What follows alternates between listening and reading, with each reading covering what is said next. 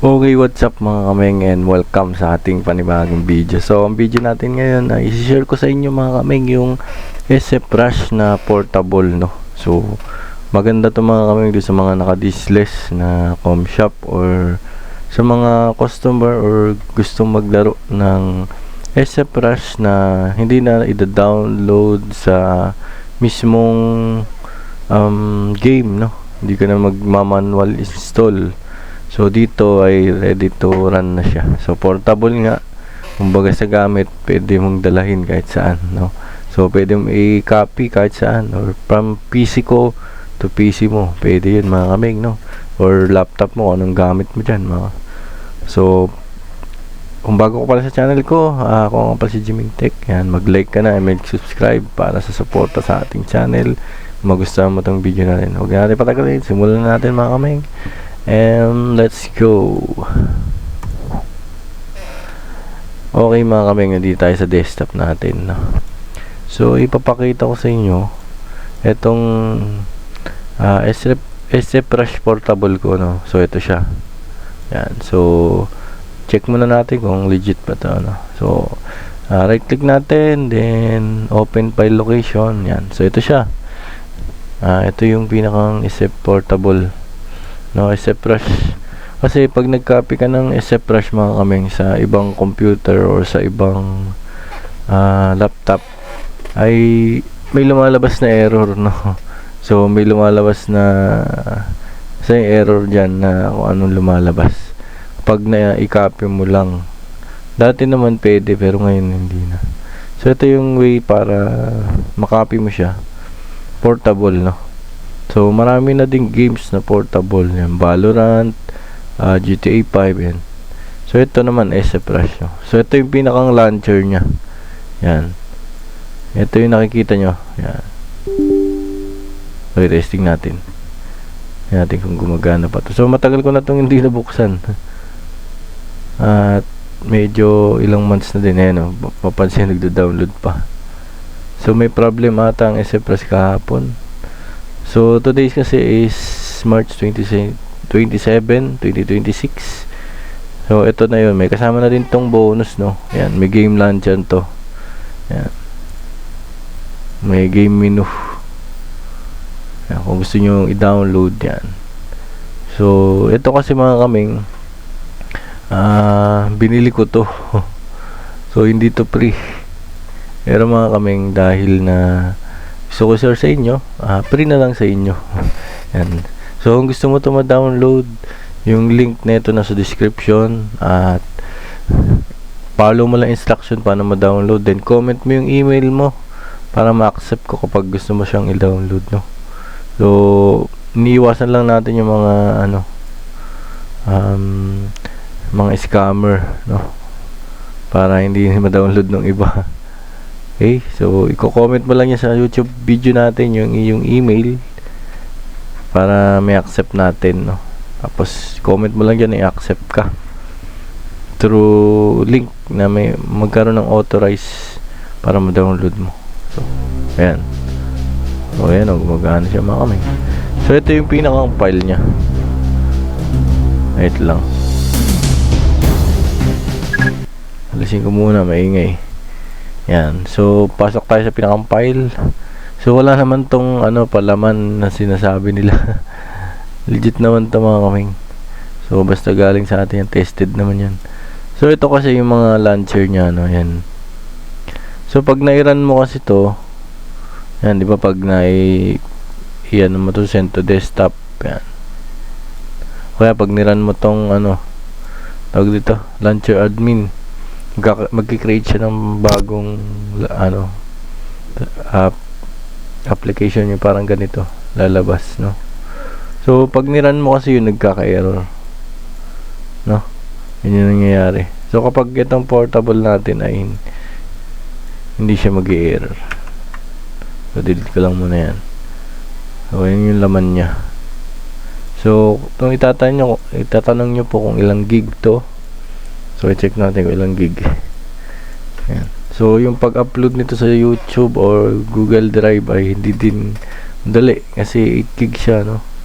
So kung puno na yung inyong mga Google Drive, ay magbabayad ka talaga ng ano, storage fee, no? May monthly fee kasi yan. Kung familiar kayo kay Google, and halos almost 9 gig na siya. So i-upload ko yan sa Google Drive ko, tapos lagay ko yung link, no? So testing natin mga kaming. Yan, paano siya ma-download at gumagana ba. Testing ko muna. Mag-training na lang siguro tayo para mabilis, no? Para lang maipakita ko sa inyo na gumagana yan. So, pakita ko sa inyo na hindi siya naka-install. So, control panel tayo, uninstall program. Yan, hanapin lang natin dito yung sa flash. Kasi may install siya. Ito ata yung dati pa. 12.3. Hindi ko maalala.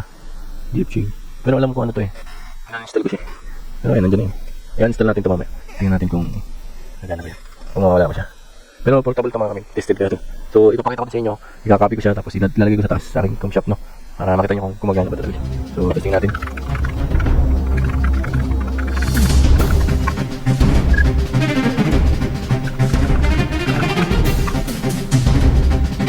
Ayan, pumasok. Ayan, pumasok siya mga kami, no? So, ang date ngayon ay March 27, 2026. So, okay tayo na ang testing natin. Ayan, so, okay siya, no? Ang favorite map siya kayo. So, di na kasi ako nakalaro dito. Medyo matagal lang ako hindi nakalaro. So, share ko lang sa inyo kung magamit nyo. Ayan, so yung setting ko. So, training natin. Natin ang mamaril dito. Yan lang. So, ayan mga kaming, no? Para malaman nyo kung okay siya. Kung gumagana, para makita. Kasi may magko-comment na naman dyan na ano, hindi daw pinakita. O, ayan.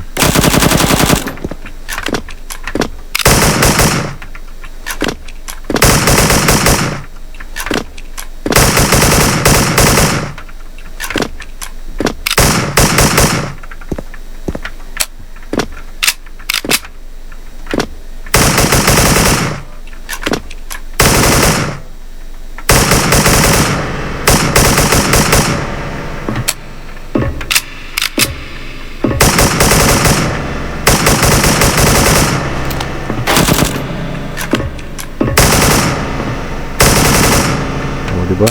Yung ping mababa. So, ito din naman yung file ng SF Rush. May ginawa lang config para maging portable siya.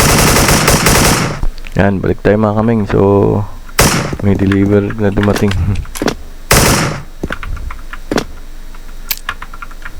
Ayan. Oh. So, ang gamit ko internet mga kaming, PLDT. Home fiber, no? Ito, para mapakita ko na sa inyo. Ayan, 600 Mbps at 300. Ayan. So, di na ako gumagamit kasi ng ano, SIM-based malag. Ayan. So, ayan, gumagana naman mga kaming. So, papakita ko sa inyo pag nag-copy tayo. So, pag na-download nyo to rekta, diretso play na lang siya. Ayan. So, try natin itong i-install. Tingnan natin kung mabubura yung SF Rush.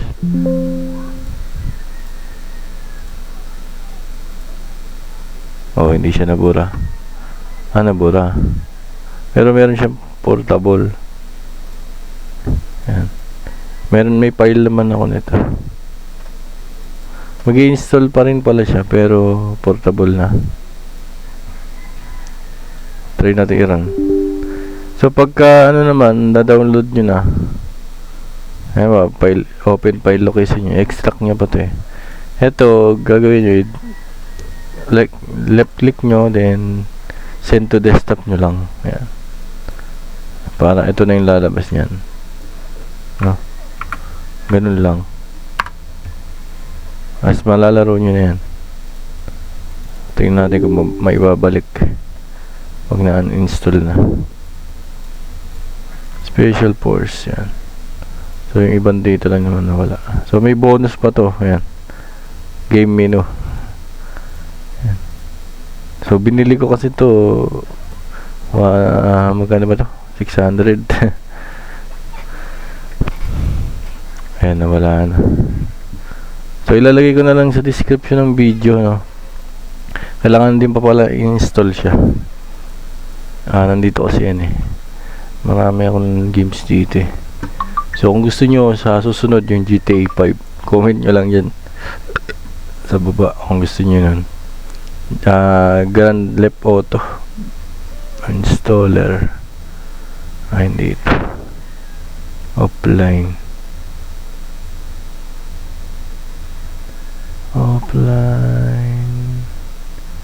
Wala yata dito.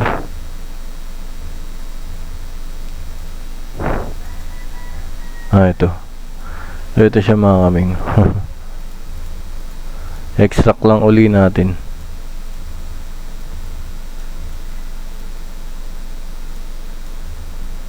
Dalawa kasi ito eh. Wala yung extract. So, yan. Ito yung refresh natin. Yan. So, delete natin. Para makakita nyo. Hindi ma-delete. Skip na lang natin. Yan. So, double click natin to. Ito muna isa. Yung maliit. Extract here. Yan. Tapos ito, extract here din. May password. Wait lang, nakalimutan ka password nito.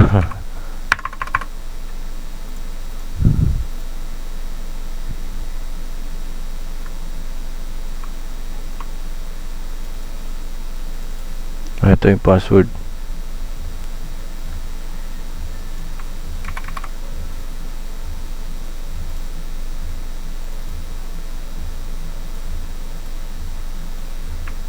Yan, paste lang natin. Na-double.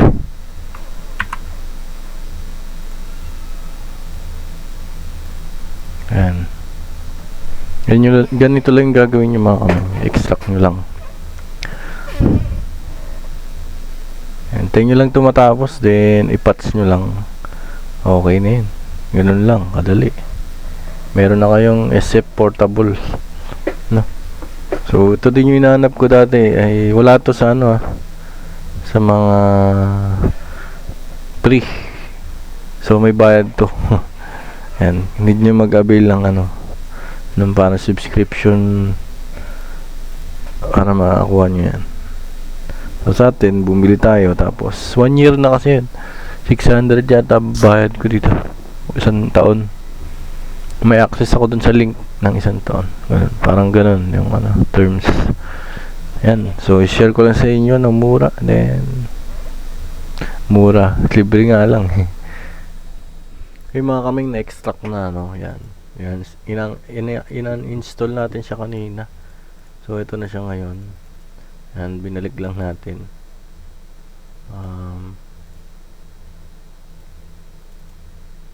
Ito pala. So dito siya mapupunta sa SFrush. Pinakang SFrush na yung pangalan. Yan. So siguro delete natin ito. Ito ilalagay natin. Ganito lang paglagay yun. Right click, send to desktop. Kung Windows 11 kayo na tawag dito, nandun sa bandang baba lang. Right click mo, tapos dito may option pa dito.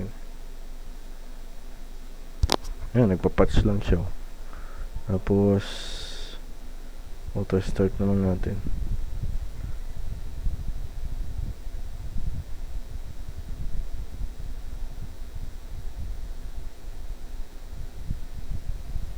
Ready na, start. Tingnan natin kung anong date siya na-install ba, para malaman natin kung nag-install siya. Ayun, nag-install siya. So nakalagay pa rin ay 12.3 December 3. So parang naka-auto siya na ganun, naka-config. Yan, para naka-config kasi to para maging portable. So yun pa rin. At inan-install na natin siya. Ayun, ganun lang. Madali lang naman mga kaming. Na-download nyo na. Yan, alaw nyo na lang yan. Internet ano lang naman yan. Wala naman yung ano. Okay, ganito na lang yung video natin mga kameng. Salamat sa inyong panonood, and kung nagustuhan mo yung video natin, mag-like ka naman and mag-subscribe para ma-notify ka pa pag may pangabago tayong upload na ilalabas, no? So salamat sa inyong panonood mga kameng, and God bless po, and see you to my next video.